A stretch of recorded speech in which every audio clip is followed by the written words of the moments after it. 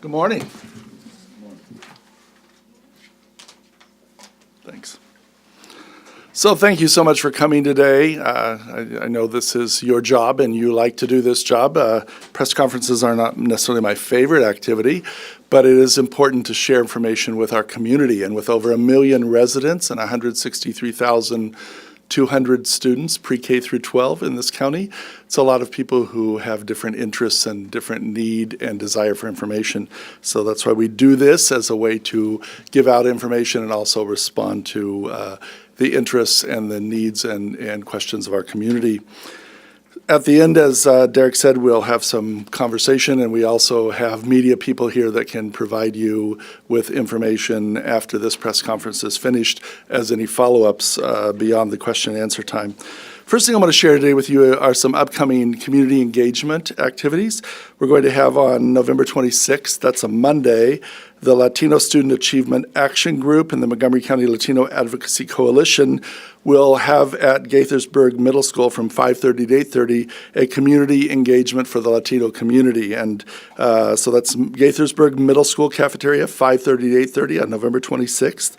Also on Monday, November 26th, Dr. Navarro, our Chief Academic Officer, will be at Blair High School to talk about the future of high schools, and not specifically about the future of high schools in any one way, but just about how things are changing around a high school education, what that might look like in the future, and how we want to engage with our community before we start making any plans or thinking about what the next era of education at the high school level will look like. So that is on November 26th from 6:30 to 8:30 at Montgomery Blair High School.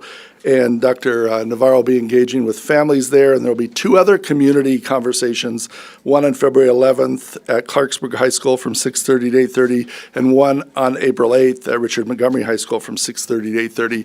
So this is one of those aspirational, dreaming kind of thinking about the future conversations that those conversations are important to engage in as we think about, what's next for our students, because as Daniel Pink said, we ought to be planning and working for their future, not our past.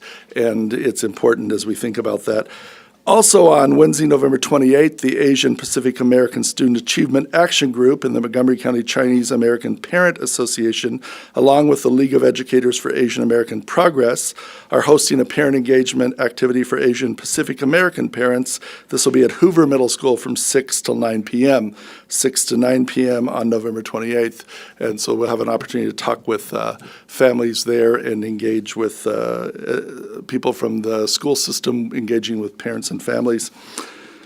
One of the conversations that I know we're going to be asked about today, and so I'll just bring it up right away, will be around the ongoing investigation at Damascus High School. And as the police have worked through their process, and as they'll be winding that process up in the coming days, then we may know more. At this point, we don't know any more than what we've known all along because we haven't had any information shared with us. What we do know is it's been a difficult time for students and staff and families and the Damascus community. And as I've said several times, I'll say again, what we ought to do when communities go through a difficult time is reach out to them with care and concern and to show our support for them. We've done this by providing employee assistance for staff, by providing psychologists and other sorts of support professionals for students and families, and we're going to keep doing that as needed. We also know here that this is an allegation of an event, and there's been a lot of social media justice about the students of Damascus and about what did and didn't happen. And frankly, I'll be blunt, I'm tired of social media justice, when people just declare that they know based on what they read on social media or a snippet of something. And so what I encourage everyone to remember is that the standard here is that students are accused of something. The police and the judicial system worked through that process. It was a small number of students. And that students were potentially or were reported that they were victimized. That's a tragedy and terrible, and they are dealing with that. And a lot of students of the 1,300 who go there weren't involved in this event. And so we need to be careful of what we say, what we do, what we post, how we think and act and behave as a community. Any of us who have experienced social media justice come at it from a very different perspective. And so I really I push on everyone in this community to act responsibly and not decide what happened or who did what or what community or what group of students are to blame for anything until they know better about what exactly happened. And my heart really goes out to all of the students involved in the junior varsity team, the varsity team, and every single student and community member at Damascus High School. As a former high school principal, it's a very, very hard thing to watch your students really feel real intense pain and difficulty when they very well may have had nothing to do with whatever is alleged. And so I really push on everyone to think about what they do and say in our community and in the press, by the way. We're all responsible, too, for what we do and say. Another thing we want to talk about today that will be very big news in a couple of weeks is the Maryland State Report Card.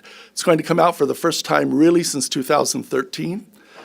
2013 was the last full Maryland State Report Card. In 2014, they were piloting the new state test, and so lots and lots of student data was not included in that report card. And then since that time, there haven't been report cards for each school. A report card for each school will come out on December 4th, and that's something that everybody will want to pay attention to. There are a lot of different ways to measure student success and a school success. The state report card is one of those. I'm not here to tell you it's a bad measure. I am here to tell you it's a limited measure. They will use a 1 to 5 star rating based on the data that they use and collect. And it's also important to know that the Maryland State Report Card, the way it's currently constructed and the way it will be reported, will not use the typical free and reduced meals standard for students who are in poverty. It will use a different standard looking at indicators of socioeconomic status. So you're likely, in fact, I will tell you, I think you're going to see universally fewer numbers of students in each school identified as in poverty than using the typical free and reduced meals standard that has been used over time. The State Department made this decision, and they've decided that that's the way they want to do this, but that's an important distinction for everyone to understand. We also want to point out that we in Montgomery County are continuing to develop and will begin reporting on an equity accountability model that will look at each school in terms of the equity and achievement in that school, the progress, the graduation rate, the school climate in various areas all the way through. And that's going to be an important additional tool that we want for our schools to have as they think about how to reach every student, because all should mean all when we talk about students. And certainly in Montgomery County, the equity is an issue when we look at the disparities that may exist based on students' race, background, culture, language, students with disabilities or English language services. There are disparities there. And that's something I've been talking about now for 2.5 years that we've been working on. We've seen some positive movement in some areas. We want to see more positive movement, and we want to see it more consistently across the system. And we think reporting it through an equity accountability model will help us do this. I'm going to ask Dr. Janet Wilson to share some specific information with you now about what you can expect from that state report card.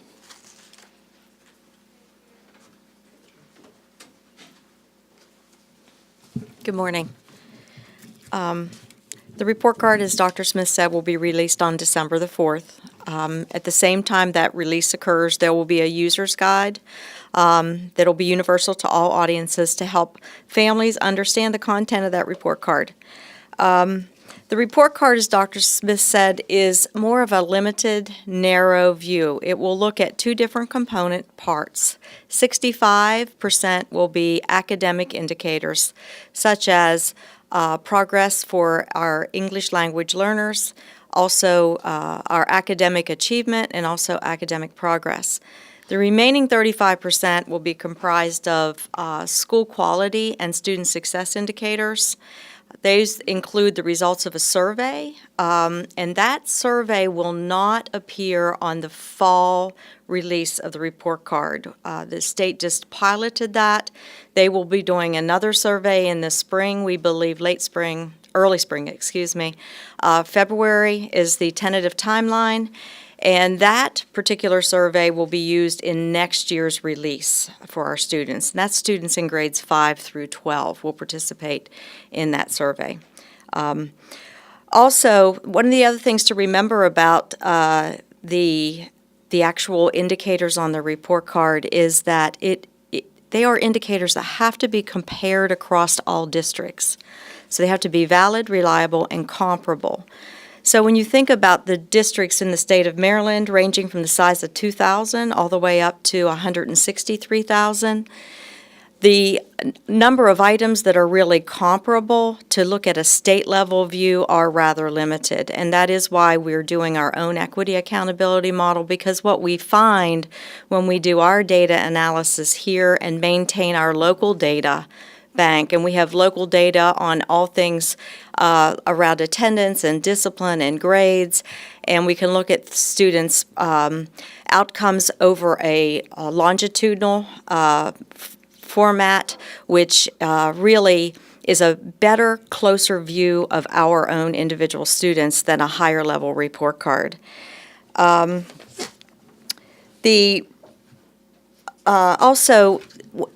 We have found over the last number of years we've been doing state accountability that the content of the report card, because it is far removed from individual students, gives us a very limited view into the school improvement planning process.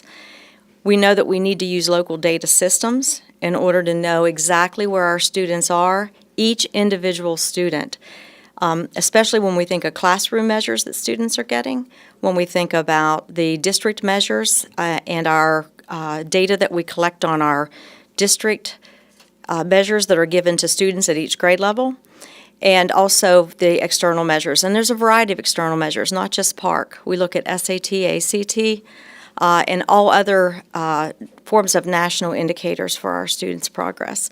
So there'll be more to come on the report card. Our principals will be receiving some information on the week of the 26th in preparation for their report card release, so that they'll be ready to talk with their school communities about the content of the report card and what each of those star indicators mean for each of our communities.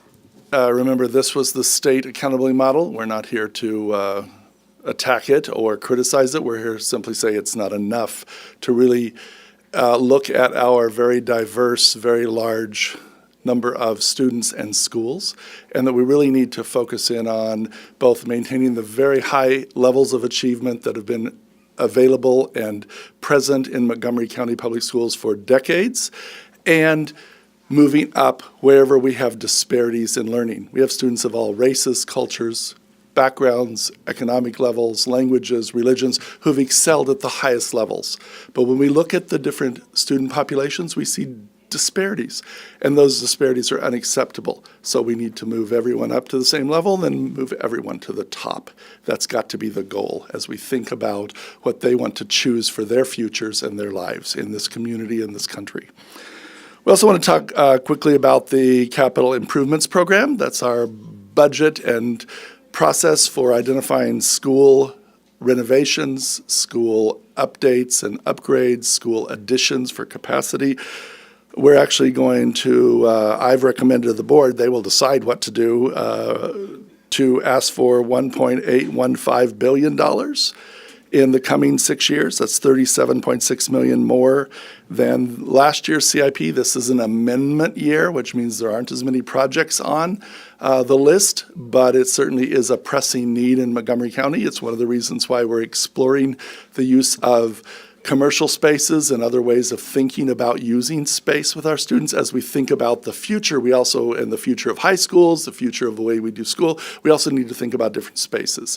And I don't know the answer to this, but I think the collective IQ and the collective creativity of the people in this community, in the school system, in the county government, in the private sector can begin to answer that question. Do the buildings that we're building make sense when we're dealing with capacity? What happens if we reach a point? Right now we're growing, although we only grew by about half of what we did last year. So this year's growth is down by about half of the previous year and the previous several years. But what happens if suddenly we have a downturn? Montgomery County, you may not know, lost a significant number of students between the mid-'70s and the late '80s. In fact, they closed over 60 schools, and it was a very different time. So what do school systems and communities do when the population goes up and down? Because of birth rates, because people moving in, moving out, because of people's children graduating and they remain in their home for many, many years afterwards, and so they don't have any children in the school system any longer. All those are questions that we have to think about. And so we have a lot of information we can provide you on our recommendations, and the board will take action next week on those recommendations. I think it's on the 27th. Is that right? Did I give the right date? Okay, the 27th. We'll make sure to verify that for you in a minute. So that's a very important conversation. We're also announcing a contest for our students around school buildings and the future. So I'll ask Mr. Seth Adams to talk for a minute about what we're going to ask, how we're going to ask students to engage with us around school construction and school design. Mr. Adams. Thank you, Dr. Smith. So this is exciting times for us in facilities. First I want to thank Dr. Smith for challenging us in terms of how we look at our facilities and really also how we engage not only our students and staff but our communities as we move forward. What we know about our facilities and what we know about our schools are we expect great schools, we expect great spaces. And as we're moving in the 21st century education of area, particularly around facilities, what we know makes sense is spaces that are engaging to students, spaces that foster that collaboration, that foster that inspiration. So this survey and ultimately this contest is going to be that first step in allowing students and staff members to really give us a glimpse of what makes sense for them. The survey is really going to dive deep into spaces around where do students feel comfortable, where do they learn best, what configurations of classrooms make sense for them, and how do they perform in those spaces. So we're very excited about this survey. We're also very excited about the CIP.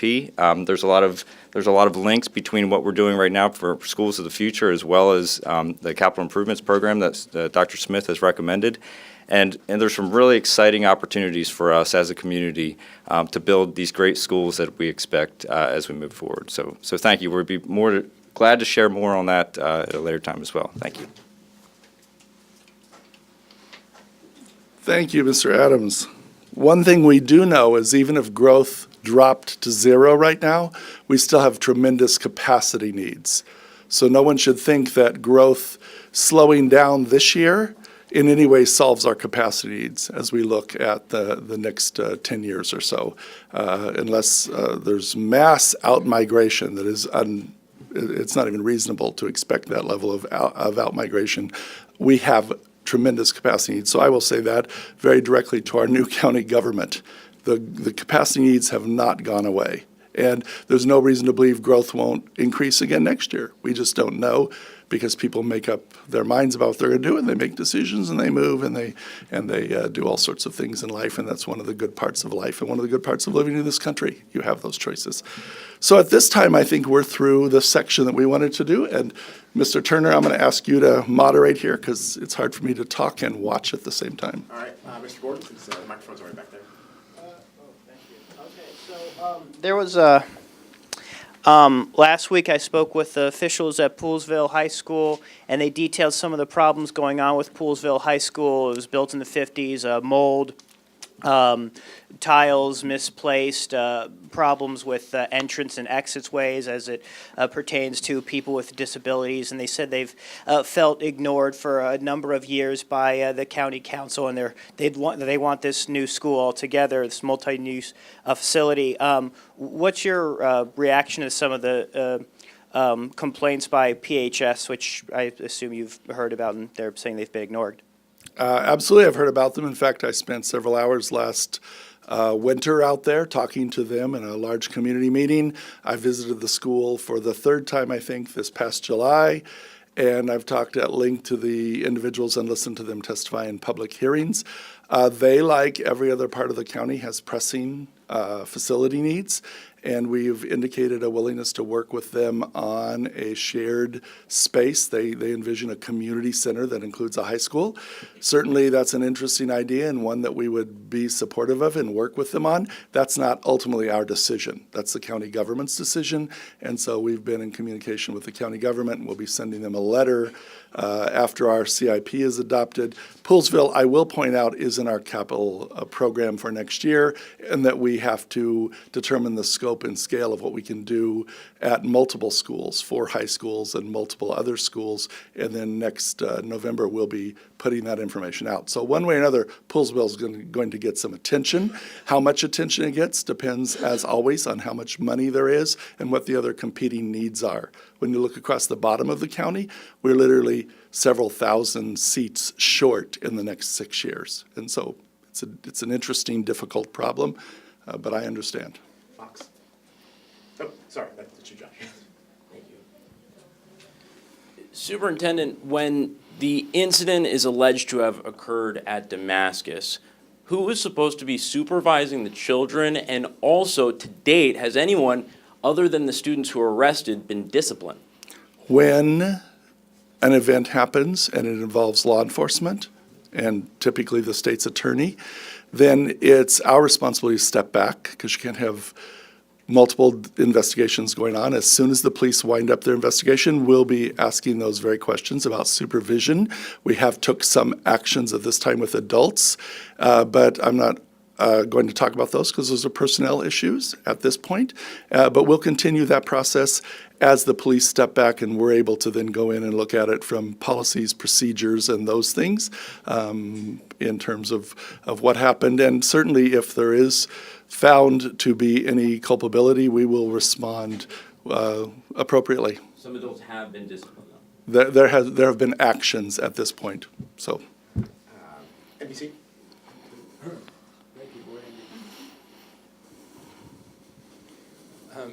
Mr. Superintendent, some of the victims reportedly told police that there was a tradition or a ritual of brooming that they knew about, that students knew about. So my question is, why didn't coaches and supervisors know about? And have you conducted a system-wide? I'm not talking now about assigning blame for the specific incident in Damascus or Seneca Valley.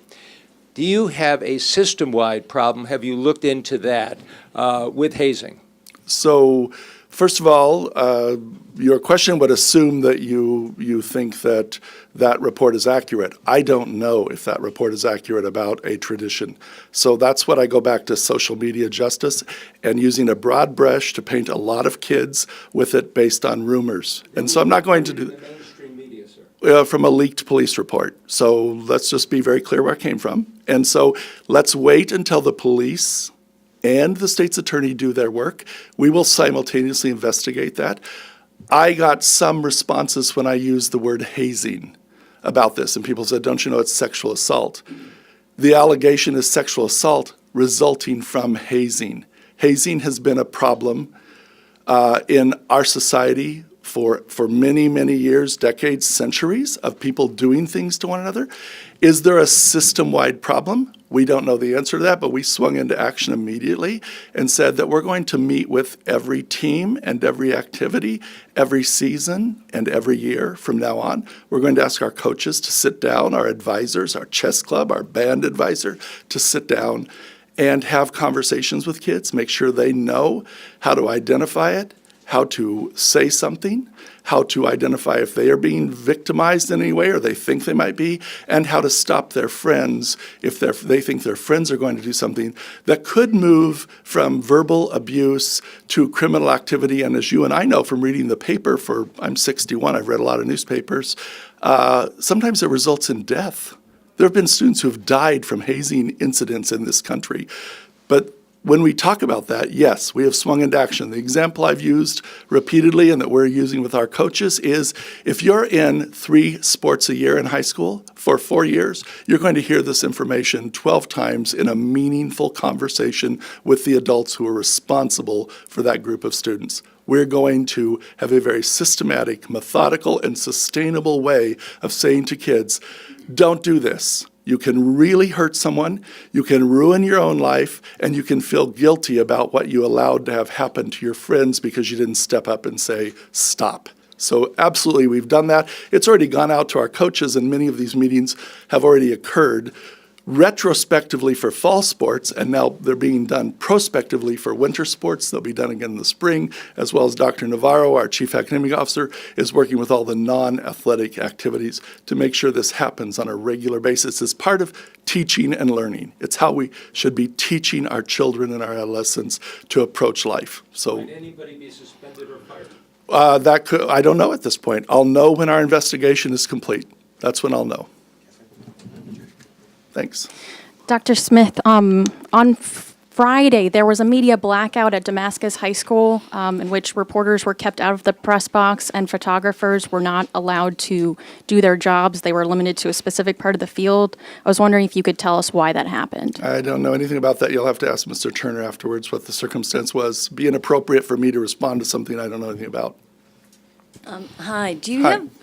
have any indication of any other recent incident of hazing besides Damascus and Seneca Valley? There was an incident that I'm aware of at Seneca Valley. Beyond that, those are the only ones I'm aware of in Montgomery County Public Schools recently.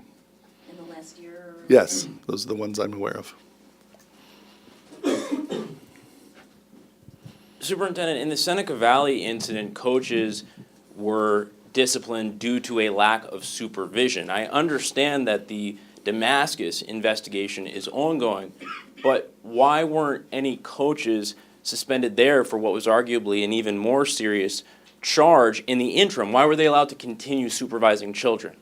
Well, first of all, your question assumes they were. And secondly, I'm not going to respond to what action we took about them, but we didn't do anything at Seneca Valley until the police said they weren't going to accept the case. So that's a very important fact there about how it works. We do not get involved when the police are dealing with a case, because then, as we've all seen on TV shows, we get at cross purposes with one another, and it messes up the integrity of the investigation. Were you concerned that these adults continue to supervise the children despite the serious nature of these allegations, which are just allegations at this point, but they're very serious ones? So after the allegations, there were no more junior varsity football games. So your question, once again, assumes that the adults continue to supervise the students. Did they not continue to supervise the students? I'm answering your question right there. There were no more junior varsity games after that incident. But it's part of the same football program, right? There's a varsity and a junior varsity, and so we can talk about this later. I'm not going to become entangled in a conversation about a personnel matter, but it will all be known. It will all be known, but we have to wait and work through the process in the right way. Thanks, Superintendent. I'm one of the parents of the Damascus High School. My son's on the JV team. First, I appreciate you stating what you did. They all feel to blame. This is the first time I've heard, just a accused set of people, which it wasn't the whole team. I guess my question is, the principal, we haven't fully been addressed yet. We're kind of antsy. We understand there's an investigation. We'd like some kind of communication of what we can do. And number two, the second day, or the first day, the principal pulled in the boys and accused them all without the parents. And this is what they're feeling. And we're trying to find out, why isn't the principal, number one, why did she do that? And number two, why hasn't she addressed us, aside from the investigation? I'm sorry.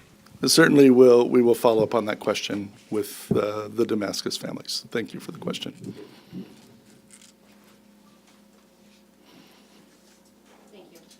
This is off topic. So there was a recent study. Well, there are a lot of topics, so. Whatever that topic was, this is Yes. off of it. There was a recent study by the University of Maryland that revealed that the Latino students in Montgomery County are lagging academically, specifically in reading and math. So I wanted to see what is Montgomery County Schools doing to help that situation at the moment? Well, I appreciate that question because it really focuses in on what our primary purpose for existence is, which is student learning, student opportunity, student access. When we talk about the Latino students in Montgomery County, you and I both know that that's a broad range of students, and many of them, their families have been in Montgomery County and Maryland in the United States for decades, longer than maybe my family. and other students have just arrived here. So the needs are very diverse across the Latino community and what they need. What we found typically is when students who do need to acquire English enter our school system early, that they acquire it very quickly, and they are no longer even identified as ESOL service students by upper elementary and certainly by middle school. In fact, just a factoid for you, in 2017, of the graduating class of about 11,500 students, only about 690 of them were English learners. So everyone else who had been part of that collective. Now, many, many students are not English learners who are Latino. But we know that there are a variety of different factors, no matter your race or culture or background, that come into play. So what we have to do for all students, Latino students and every other group of students who need more time, is give more time. And we have students of all races and cultures who need that, but because Latino students make up the largest proportion of our students at about 32, 33%, then there are more of them who are likely to be in this situation just by sheer numbers. They need more time, so we have to have more early learning opportunities. We've added many in the last 2 years. We're going to add some more in this upcoming proposed budget. We need more two-way immersion programs. Language is an asset. We need to say everyone in our county can benefit by bringing any language they bring to school and then becoming fully literate in 2 or more languages: English and Spanish, Chinese and English, French and English, Amharic and English. Recently, I was told that the Portuguese community. So anywhere we can create two-way immersion schools, we're doing that. We've been adding them. We're also expanding language experience in some of our schools, where even if we can't create a two-way immersion school, we're creating opportunities for students in that school to gain language. We are also having more extended summer learning programs, and we are starting next July, going to have 2 schools that run on an 11-month calendar, and we need to think about that for all of our students. We're also, we've added bilingual counselors, parent community coordinators, pupil personnel workers to support families, because as we make that transition, it's critically important that the family and the students get the support they need. We've asked all of our staff members to engage in cultural proficiency. So when we work with students other than students like ourselves, based on race, based on economic level, based on whatever it is, that we have an understanding and a sensitivity and a level of learning about how best to reach those students. We're working hard to increase our diversity in our adult workforce, but when you consider that teachers join us and many of them stay for 30, 35, 40, 45 years, or sometimes even more, then that's a slow process. But we're being very aggressive in trying to hire bilingual adults and adults of many races, genders, backgrounds, experiences in our workforce.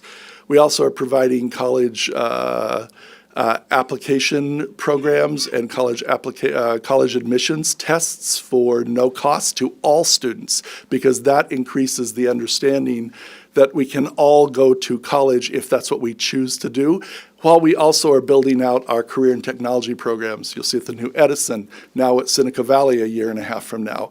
We're going to create those all over the county, so no matter who you are, you have opportunity.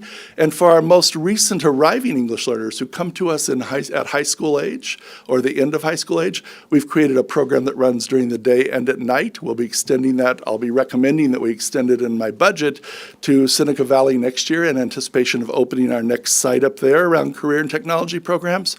And that program really helps those students who are not on a typical 4-year graduation path because they arrived here at 17 without English language skills, maybe with disrupted educational experience so far in their life, but it gives them until they're age 20 to really gain some skills, both in the English language and in career areas and in moving toward the GED if that's something that they want to do. So we're looking at this from early learning to age 20 and in lots of different ways.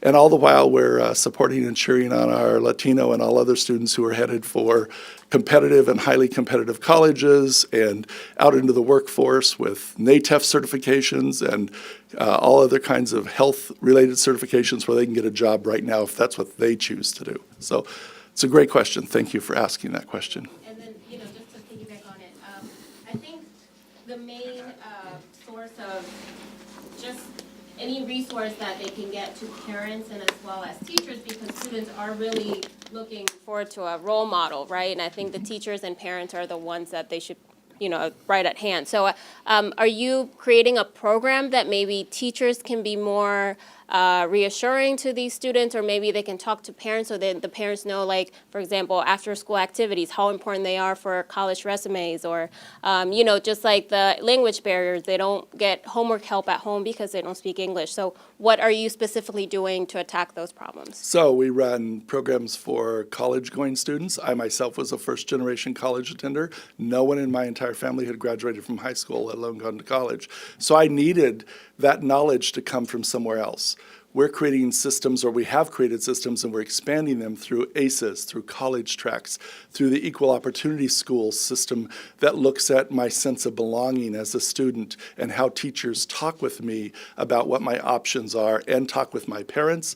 And as I said before, more parent community coordinators, more social people working in the social realm with families, and more events like the one I talked about early on next week to engage the community around what are the opportunities for students and how do we help you help your children move forward. Do our student reporters have any questions? Can someone else speak to? Is there anybody else here who could speak to my question about the media blackout at Damascus right now? I'm happy to talk to you afterwards. This is the superintendent's press conference, so I'll let you. Okay.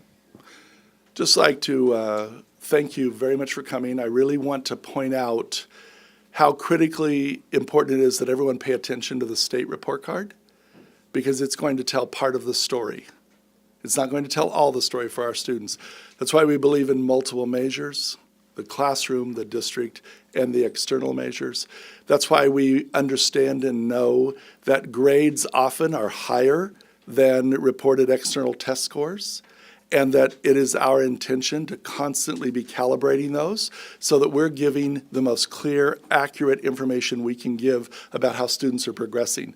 But if you look at a single indicator for any of you, for me, that will not tell you the whole story. And so when we use a single indicator, as the state report card does, it does not tell us the whole story. And so we need to look beyond that and look at multiple measures as an organization to really give an idea of how a school is having impact for all students and different focus groups of students, as well as how we can talk with parents about their child's strengths and areas of continued work. And you remember, an area of continued work a year later can be a strength, and a strength, when you don't take math for a year in high school, can become an area for continued improvement. It's very fluid and dynamic. It's never set.